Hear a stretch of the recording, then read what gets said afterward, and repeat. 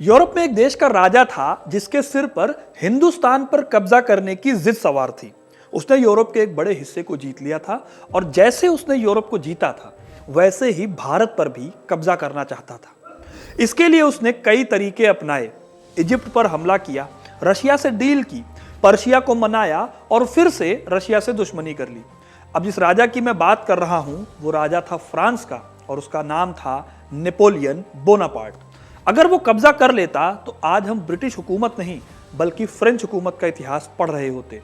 करीब 10 सालों तक लगातार कोशिश करने और पैसा बहाने के बावजूद ऐसा नहीं हो पाया। लेकिन नेपोलियन भारत पर कब्जा क्यों करना चाहता था और इस कोशिश में वो कैसे और क्यों फेल हो गया? आज का वीडियो इसी कहानी पर है, तो वीडियो को एंड तक जरूर देखिएगा, क्योंकि अपना इतिहास नहीं जानोगे तो खुद को कैसे पहचानोगे। नमस्कार, मेरा नाम है सिद्धार्थ सिंह और आप देख रहे हैं हिस्ट्री कनेक्ट। नेपोलियन फ्रांस का वो राजा था जो फ्रांस की क्रांति के बाद खड़ी हो रही मुश्किलों के बीच फ्रांस का नेता बना था। वो बेहद एम्बिशियस था। एशिया के देशों, खास तौर पर इंडिया में बचपन से ही उसकी काफी दिलचस्पी थी, क्योंकि सिकंदर के एशिया पर हमलों की कहानियों में उसने यहाँ की खूब तारीफें सुनी थी। इसी वजह से साल 1798 में उसने फैसला किया कि वो भारत पर कब्जा करेगा। लेकिन सिर्फ कहानी सुनकर कोई भारत पर कब्जा करने क्यों चल देगा?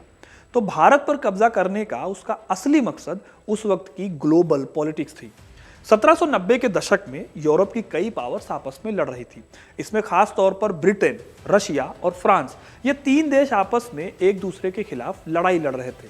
नेपोलियन को ब्रिटेन की बढ़ती ताकत से बहुत दिक्कत थी, क्योंकि ब्रिटेन एक के बाद एक कॉलोनीज बनाया जा रहा था और इधर भारत में भी ब्रिटेन ही सत्ता का असली दावेदार बनकर आगे आ रहा था। नेपोलियन की फ्रेंच ईस्ट इंडिया कंपनी पहले से भारत में थी, लेकिन अंग्रेजों के मुकाबले कमजोर थी। फ्रांस की कॉलोनीज पौंडीचेरी, माहे, कराईकाल और यनौन जैसी जगहों पर थी। जिस तरह से ईस्ट इंडिया कंपनी राजाओं की मदद कर रही थी, फ्रेंच कंपनी भी ठीक वही काम कर रही थी। फ्रांस की सेना मुगल राजाओं के साथ साथ हैदराबाद, भोपाल, पंजाब और टीपू सुल्तान की सेना में अपनी सर्विसेज देती जा रही थी। लेकिन अगर देखा जाए तो कुल मिलाकर ब्रिटेन का पलड़ा भारी था और भारत जैसे बड़े देश में होते हुए भी फ्रांस की कंपनी को कोई फायदा नहीं हो रहा था। इसीलिए नेपोलियन किसी भी कीमत पर भारत से ब्रिटेन को खदेड़ना चाहता था। 1798 में इजिप्ट को जीतने के बाद उसने भारत पर हमला करने की सोची। प्लान सिंपल था, वो भारत के राजाओं की मदद लेगा और सारे राजाओं के साथ मिलकर ब्रिटिश ईस्ट इंडिया कंपनी को हमेशा के लिए भारत से भगा देगा। भारत में टीपू सुल्तान से उसे बहुत उम्मीदें थी, क्योंकि टीपू फ्रांस की मदद से अपनी आर्मी मॉडर्नाइज करने में लगा हुआ था। 1798 तक मैसूर और अंग्रेजों की 3 लड़ाइयां भी हो चुकी थी। जाहिर है कि नेपोलियन हर तरह से कॉन्फिडेंट था कि उसे टीपू का साथ मिलेगा, क्योंकि दुश्मन का दुश्मन दोस्त होता है। लेकिन ऐसा हो नहीं पाया। इजिप्ट में नेपोलियन को अंग्रेजों ने बुरी तरह से हराया और अगले ही साल 1799 में चौथे एंग्लो मैसूर युद्ध में टीपू सुल्तान की मौत हो गई। इस तरह से भारत पर हमला करने का नेपोलियन का प्लान फेल हो गया। लेकिन यह नेपोलियन का पहला प्लान था, आखिरी प्लान नहीं। वो किसी भी कीमत पर ब्रिटेन के बढ़ते ट्रेड को बर्बाद करना चाहता था। इसी बीच उसके पास एक मदद का ऑफर पहुंचा। यह ऑफर पहुंचा था रशिया की तरफ से। साल 1801 में रूस के जार पॉल I ने नेपोलियन को एक सीक्रेट ऑफर में एशिया पर हमला करने की बात कही और डील दी कि एशिया को जीतकर दोनों आपस में आधा आधा हिस्सा अपने पास रख लेंगे। लेकिन रूस फ्रांस की मदद क्यों करना चाहता था? इसके पीछे की वजह थी द ग्रेट गेम। दरअसल रूस और ब्रिटेन लंबे समय से अफगानिस्तान, फारस और तिब्बत को लेकर लड़ रहे थे। पॉल को लगा था कि नेपोलियन की मदद से वो ब्रिटेन को हरा देगा। हिस्टोरियन रियाज दीन अपनी किताब Mapping the Great Game, Explorers, Spies and Maps in 19th century Asia में लिखते हैं कि जार का प्लान था कि रूस अपनी 35,000 की सेना लेकर कैस्पियन सी के दक्षिण में नेपोलियन की सेना से मिलेगा। फिर दोनों पर्सिया और अफगानिस्तान के रास्ते से भारत पर हमला कर देंगे। लेकिन नेपोलियन को जार का यह प्लान बहुत पसंद नहीं आया। वैसे भी अगर नेपोलियन को यह प्लान पसंद भी आ जाता तो भी कुछ होने वाला नहीं था। जार के ऑफर के बाद नेपोलियन ने एक और प्लान बनाया। उसने पर्सिया पर नजर रखनी शुरू की। अब कहानी में पर्सिया क्यों आया? तो इसका रीजन था पर्सिया की ज्योग्राफी। असल में पर्सिया पड़ता है यूरोप और इंडिया के बीच में, तो पर्सिया के रास्ते नेपोलियन आराम से इंडिया पर अटैक कर सकता था। इसके लिए नेपोलियन के कई जासूस साल 1800 से ही पर्शिया के शाह फत अली के दरबार में जासूसी करने लगे थे। लेकिन नेपोलियन का ये प्लान अंग्रेजों के पास पहुंच गया। ब्रिटेन ने तुरंत पर्शिया में अपना एक ऑफिसर भेजा। कैप्टन जॉन मैलकॉम नाम के इस ऑफिसर ने जनवरी 1801 में पर्शिया से एक ट्रीटी साइन की। इस ट्रीटी में खास तौर से फ्रांस का जिक्र करके कहा गया कि अगर फ्रांस पर्शिया पर अटैक करने या फिर कॉलोनी बनाने की कोशिश करेगा तो पर्शिया और ब्रिटेन मिलकर उनका सामना करेंगे। बदले में पर्शिया को अफगानिस्तान को जीतने में ब्रिटेन की मदद करनी होगी। इस ट्रीटी में रशिया का कहीं कोई नाम नहीं था और इस नाम के ना होने से आगे चलकर पर्शिया के लिए बड़ी दिक्कत खड़ी होने वाली थी।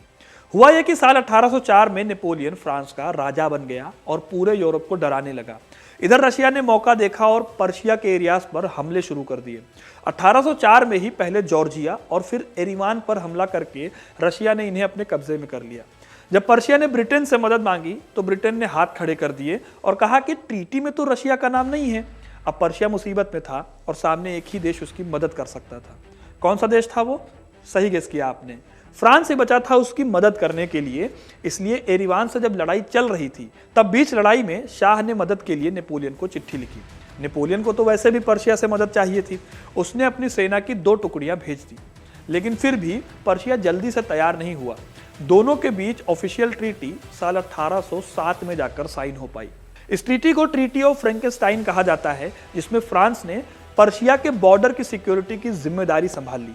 यह भी वादा किया कि वो रूस को भगाने में पर्शिया की मदद करेगा और उसके यूरोप से लगने वाले बॉर्डर पर पर्शिया की आर्मी को स्ट्रॉन्ग करेगा। बदले में पर्शिया को क्या करना था? तो पर्शिया को ब्रिटेन से सारे नाते तोड़ने थे और एक युद्ध की घोषणा करनी थी। यानी कि नेपोलियन का भारत पर हमले का प्लान अब कामयाब हो सकता था। लेकिन यहीं पर नेपोलियन ने एक डबल गेम खेलकर अपने ही पैर पर कुल्हाड़ी मार ली। असल में जब नेपोलियन ने पर्शिया से संधि की तभी उसने रूस से भी फिनलैंड की लड़ाई में तिलसित की संधि साइन कर ली। इस संधि में नेपोलियन ने रूस के सामने दुनिया को जीतने का अपना प्लान रखा। इस प्लान में उसने बताया कि दोनों सुपर पावर मिलकर पूरी दुनिया को जीत लेंगे, फिर आपस में डिवाइड कर लेंगे। ईस्ट का सारा हिस्सा रशिया का और वेस्ट का सारा हिस्सा नेपोलियन का। इसी ट्रीटी में उसने इंडिया को जीतने का प्लान फिर से सामने रखा। उसने कहा कि टर्की के रास्ते से और पर्शिया के सपोर्ट से वो भारत में घुसेगा। अब याद कीजिए, यही वो प्लान था जो कि कुछ साल पहले उसने रिजेक्ट कर दिया था। लेकिन खैर, इस बार रशियन जार मान गया। सब कुछ ठीक चल रहा था, लेकिन इस सीक्रेट प्लान का पता अंग्रेजों को चल गया। अब जब ब्रिटेन के रास्ते पर्शिया को इस प्लान का पता चला तो उसके पास ब्रिटेन से संधि करने के अलावा दूसरा कोई रास्ता नहीं बचा था। तो फिर से एक ट्रीटी साइन हुई। इस ट्रीटी के टाइम पर ब्रिटेन ने पुराने झगड़ों को भुलाकर यह वादा किया कि अगर किसी भी तरह से पर्शिया पर कोई भी विदेशी ताकत हमला करती है तो ब्रिटेन पर्शिया के साथ खड़ा रहेगा, चाहे वो ब्रिटेन का कोई साथी देश ही क्यों ना हो। शाह ने भी इस बार हर एक शर्त को ध्यान से देखा और हर साल एक बड़ी रकम ब्रिटेन को देने को तैयार हो गया। जब ये ट्रीटी साइन हुई तो नेपोलियन का वो प्लान भी फेल हो गया जिसमें वो पर्शिया को रास्ता बनाकर भारत पर हमला करना चाहता था। इस तरह से कई सालों की मेहनत पर पानी फिर गया। बाद में नेपोलियन को फ्रांस में अपना ही साम्राज्य बचाने में दिक्कतें आने लगी, जिसकी वजह से भारत पर हमला करने का उसका इरादा कभी पूरा नहीं हो पाया। वैसे अगर उसका प्लान कामयाब हो जाता तो क्या होता, ये बात हमें कमेंट करके जरूर बताइएगा। वीडियो अगर पसंद आई है तो इसे लाइक और शेयर करना ना भूलें और ऐसे ही तमाम इंटरेस्टिंग कहानियों के लिए हिस्ट्री कनेक्ट को सब्सक्राइब जरूर करें। धन्यवाद।